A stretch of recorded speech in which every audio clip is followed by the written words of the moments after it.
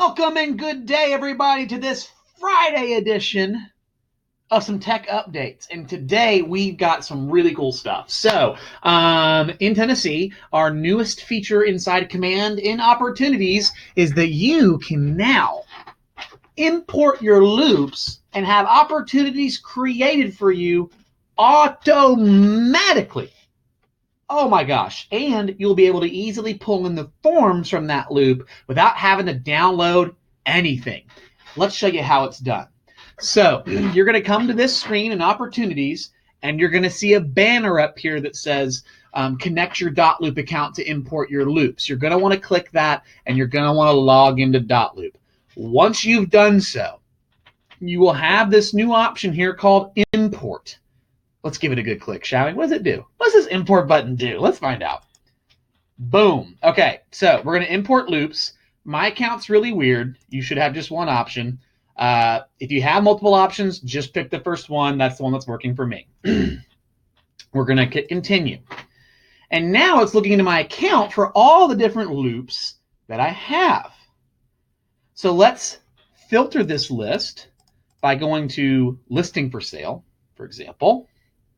And I have one I've just recently created that I want to use as our example, which is this 4006, right? So what's important is that the type, and it has a status. If it doesn't have a status, it won't work. You got to have a status. And we'll see here on this is the loop in question. We have listing for sale, and you might have where it says no status. You're going to make sure it says active, or at least has a status of some kind. Otherwise, it won't work. So let's come back into Command. So I'm going to pick this listing, and this loop has been created in dotloop. I do not have this opportunity set up in Command yet, so I'm going to import the loop, and it's going to think for a second. And one of three things is going to happen, and I might do this with multiple loops. They either import successfully, no additional information required.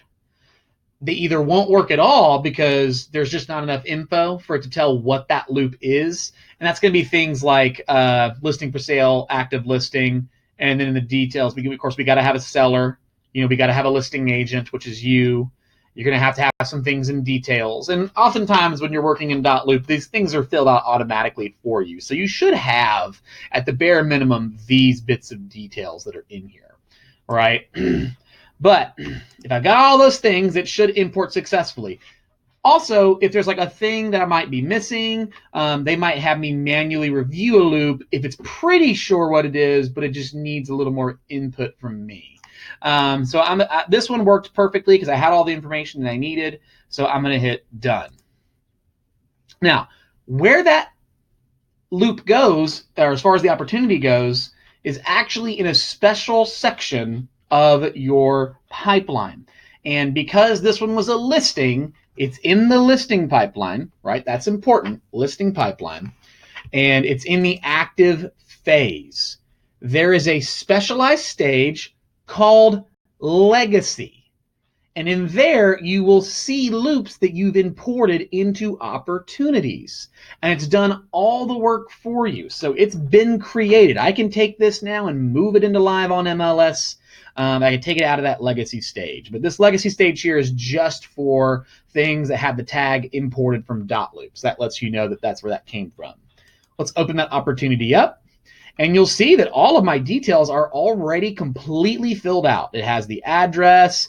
It has the name is the name of the loop, which is the correct way to do it. It's got me on there. It found my seller in my contacts and automatically added them to the opportunity. So cool. And in documents, here's the other cool part.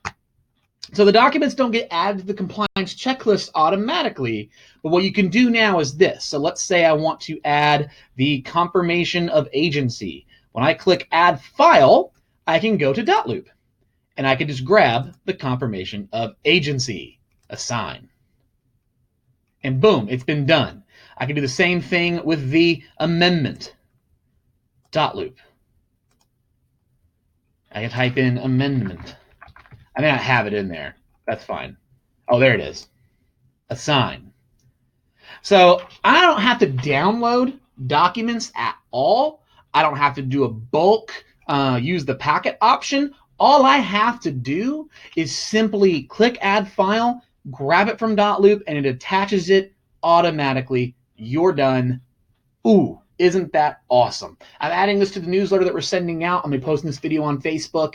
Let me know how your experience goes and how I can help you import your loops into Command. I'm signing off for today. See y'all Monday.